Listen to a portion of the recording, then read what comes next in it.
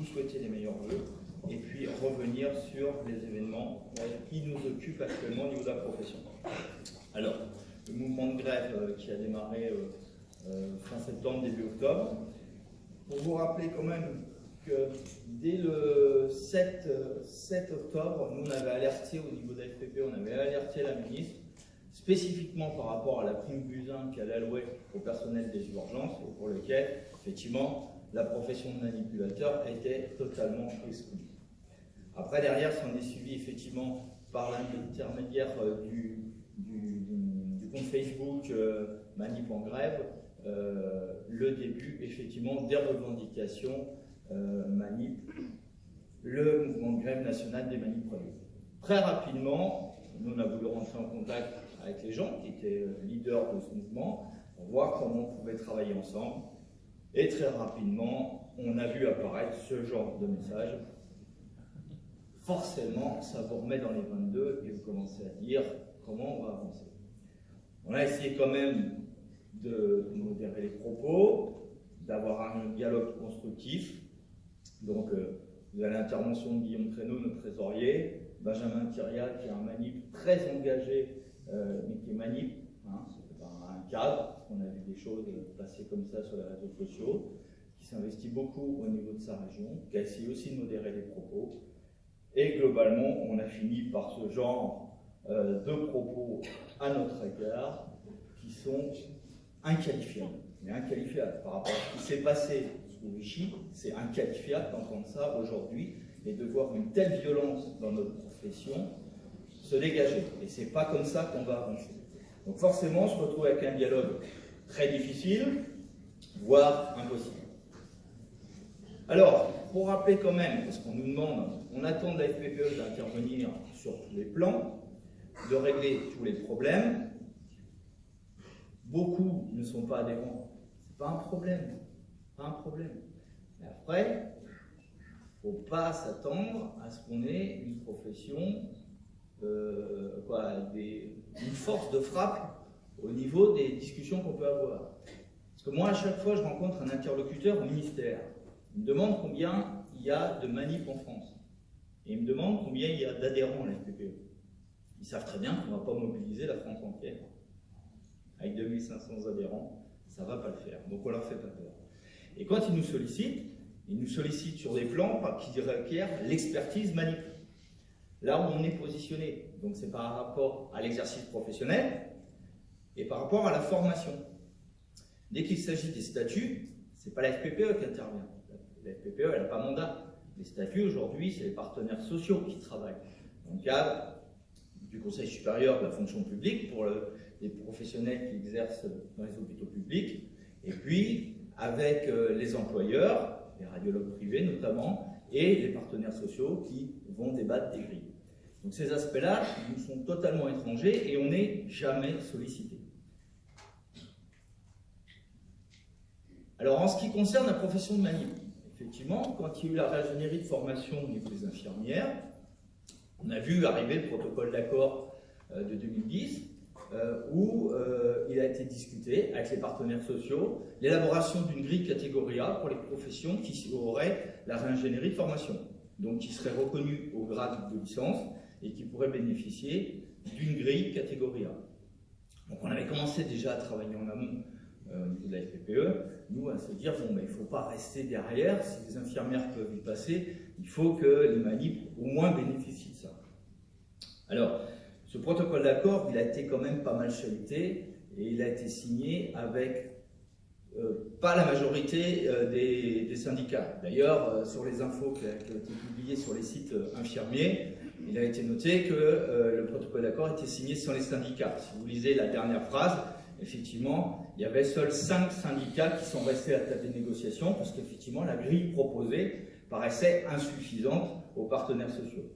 Bref, néanmoins, c'est cette grille-là qui a été validée et qui s'applique aux professions qui sont réingénieries. Alors, nous, on a quand même mis 4 ans à travailler pour faire la réingénierie de formation, pour qu'au moins, même si ce n'est pas suffisant, cette grille puisse s'appliquer aux manipulateurs. Si on n'avait pas fait, il n'y aurait que des grilles catégorie B. Il a fallu attendre 2016 pour qu'après la signature des conventions, etc., il y ait une reconnaissance du grade de licence des diplômes, donc DE et DTS. Et il a fallu attendre 2017 pour que le Conseil supérieur de la fonction publique, où là il y a aussi des syndicats, mette en place la grille de catégorie A qui puisse s'appliquer aux manifs. Donc vous voyez que le temps des travaux, 2008-2017, c'est long, ça demande de l'engagement. Moi, à titre personnel, rien que pour l'ingénierie de formation, j'ai fait 43 journées de réunion. Et là, on nous dit que la FPPE ne fait jamais rien. Ça me fatigue un peu d'entendre ça. Ça me fatigue de le lire. Et ça me fatigue de recevoir des messages d'insultes dans ma boîte mail personnelle. C'est assez frustrant. Parce que nous, on n'a jamais rien fait contre les manifs. Peut-être que ce que la FPPE fait est insuffisant, je viens d'entendre. Peut-être qu'on ne s'est pas associé suffisamment avec d'autres pour avoir plus de force. Chaque fois qu'on a fait l'ingénierie, la reconnaissance, etc., on a quand même travaillé avec les partenaires sociaux qui siègent notamment dans les instances au Conseil des professions paramédicales pour toujours se mettre d'accord, de dire vous avez écrit ça, pourquoi la FPPE vous avez écrit ça. Et on s'est toujours accordé de dire voilà quelle est notre vision. C'est la première fois qu'on se retrouve comme ça à se faire écharper.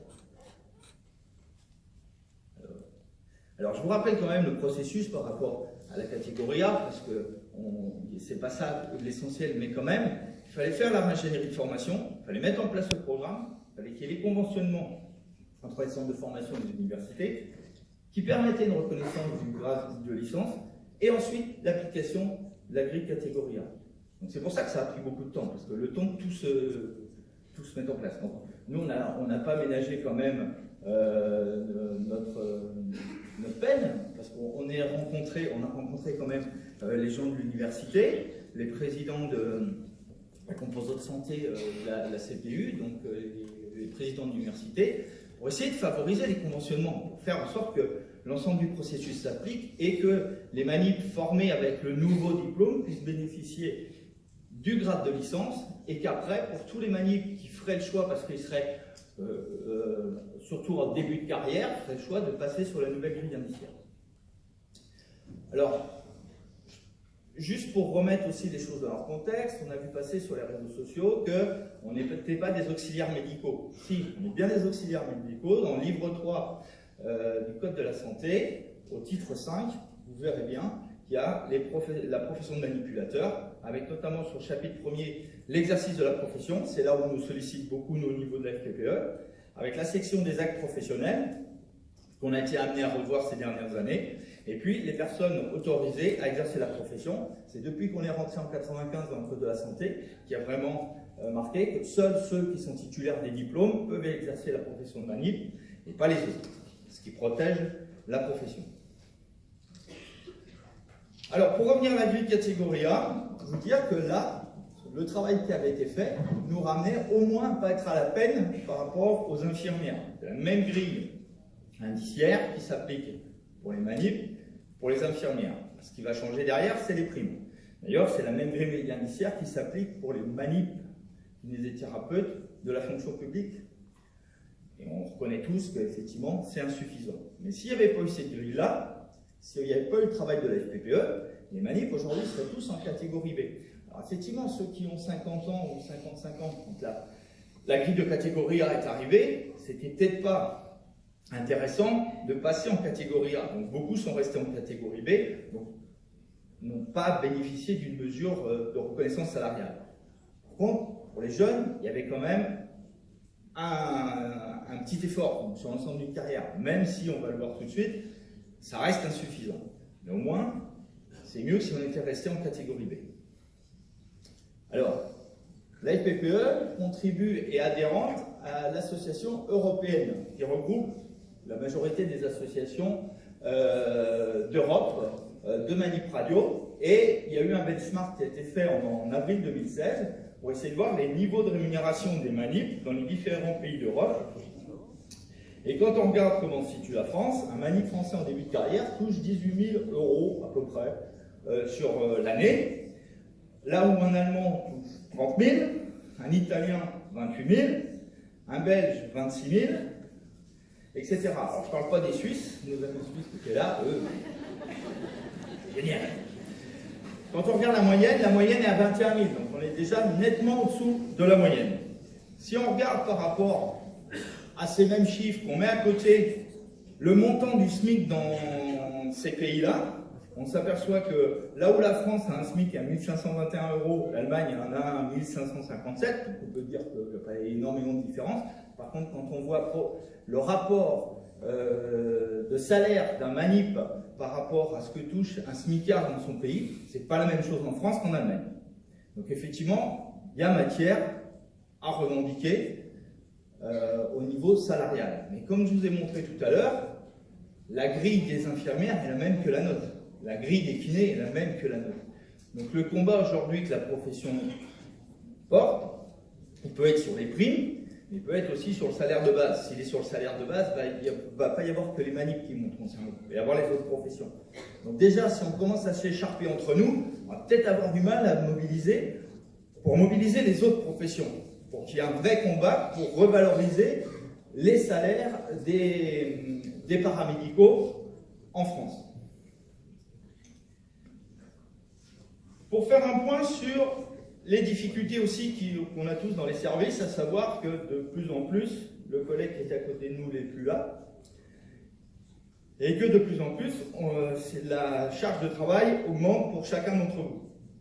Quand on regarde les données démographiques officielles qui sont sur le site du ministère, on s'aperçoit donc 2018 en haut, 2014 en bas, on nous annonce qu'il y a une augmentation à peu près de 4000 manips entre 2014 et 2018.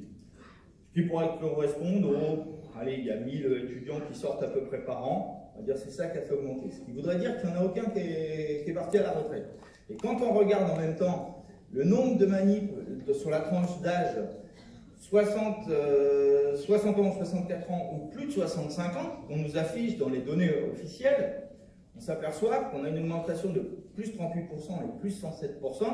Et globalement, l'augmentation qu'on nous affiche, elle est là. Et cela, je ne suis pas sûr qu'il y en ait énormément qui soient encore en exercice. Globalement, on travaille à l'aveugle avec des données qui sont complètement fausses. Sachant qu'on sait tous que, même si ce n'est pas encore mirobolant en France, il y a quand même eu une augmentation du parc d'équipements, lourds, scanners et IRM, de façon assez significative, même si c'est insuffisant. Au niveau des centres de radiothérapie, de la médecine nucléaire, les TEP, etc., il y a plus d'équipements en 2018, voire 2019, maintenant 2020, qu'en 2014. Et alors, globalement, on n'est pas sûr qu'il y a plus de manips.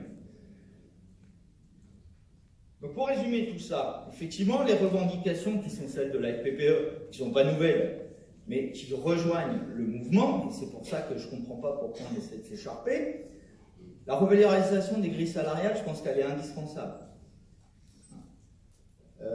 La prime Buzyn, il y a eu une action, ça reste encore flou sur l'application. Beaucoup d'hôpitaux font des interprétations à géométrie variable, donc il y a quand même lieu encore d'aller travailler sur ce sujet-là pour une application pour les manips de façon que ça ne divise pas encore la profession. La prime veille, effectivement, elle s'applique pour les professions dites professions soignantes. Donc effectivement, aujourd'hui, nous, on a eu la mauvaise idée d'être classés dans la catégorie médico-technique. Donc toutes les primes qui s'appliquent pour les soignants ne s'appliquent pas pour les manips. On aurait gagné effectivement quand la profession de manip en 1933, la salpêtrière était une spécialité infirmière, on aurait gagné à rester spécialité infirmière peut-être. Mais il y a eu tant d'équipements qui sont arrivés sur l'imagerie que c'est un métier propre qui a été construit plutôt que d'en faire une spécialité infirmière. Aujourd'hui, on ne devrait pas faire 3 années d'études infirmières, plus faire, je ne sais pas, toutes les années qu'il faudrait pour être manipulateur radio. Alors ce découpage nous dessert aujourd'hui. Il faut rediscuter avec le ministère pour comment on va valoriser ce côté soignant. Est-ce qu'il faut rester en médico-technique? Est-ce qu'il faut se rapprocher des professions soignantes? Ça veut dire réécrire le code de la santé. Ce n'est pas une mince affaire. Une revendication qu'on a, nous, depuis pas mal d'années, et qu'on avait vu quand les textes étaient sortis par rapport à la formation, pourquoi il y a eu une dissonance entre les indemnités de stage qui sont attribuées aux étudiants manip et ceux qui sont attribués aux étudiants infirmiers. Incompréhensible. Et ça fait quand même au moins 3 ans qu'on revendique auprès du ministère que ça soit harmonisé, rien ne bouge. C'est aussi l'occasion de le remettre dans nos revendications. Il faut réaliser une étude sérieuse sur la démographie. Il faut arrêter de nous dire, ben voilà, prenez les chiffres du ministère. Non, là on va droit dans le mur. Parce qu'aujourd'hui, pour remettre le curseur là où il faut sur la démographie, qu'est-ce qu'il faut faire? Personne ne sait. Combien de manip il manque? Personne ne sait. En tout cas, on sait qu'il en manque. Combien il faut en mettre? Pour combien de temps? Est-ce qu'il faut relever le curseur de formation sur certaines formations sur une durée de 2-3 ans? Est-ce qu'il faut rouvrir des structures de formation? Incapable de prendre des décisions. On a sollicité depuis 2 ans le ministère sur ce sujet-là, parce qu'on voyait quand même les choses venir. Pas de réponse. Et pas qu'on ne sait pas bouger. Pas de réponse. On demande également à ouvrir le dossier des pratiques avancées. Alors, effectivement, à partir du moment où il manque des manips pour faire tourner le scanner et l'IRM, faire les pratiques avancées, c'est pas la peine. Pour autant, les autres professions, elles continuent d'avancer.